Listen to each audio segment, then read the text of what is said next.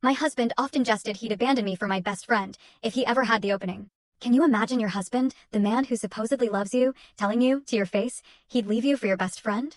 Over and over again? And then laughing like it was the funniest thing in the world? My joke of a husband did. For what felt like an eternity, my husband Keith had this twisted habit.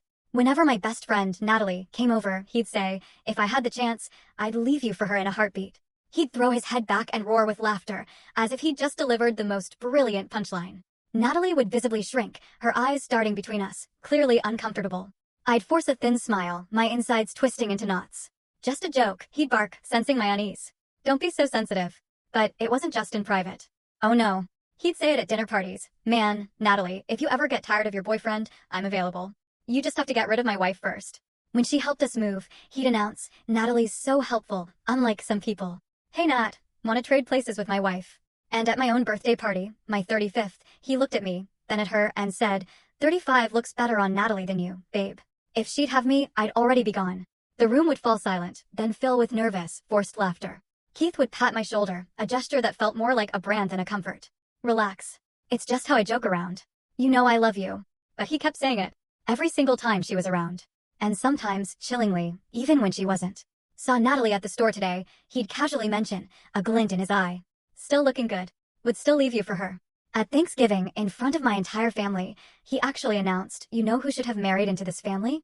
Natalie. She's basically perfect. Too bad she met me second. My mom looked horrified. My dad cleared his throat, a deep, rumbling sound of disapproval.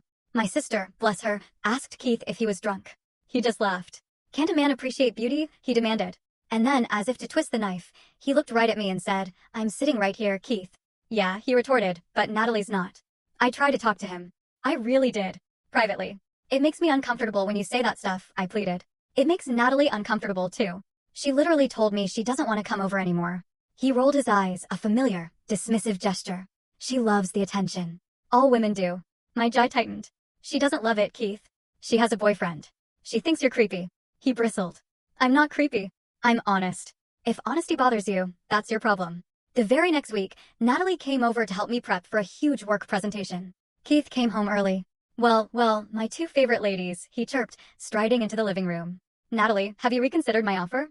Natalie, confused, asked, what offer? And he, with that infuriating smirk, replied, to run away together. Full story video added in below.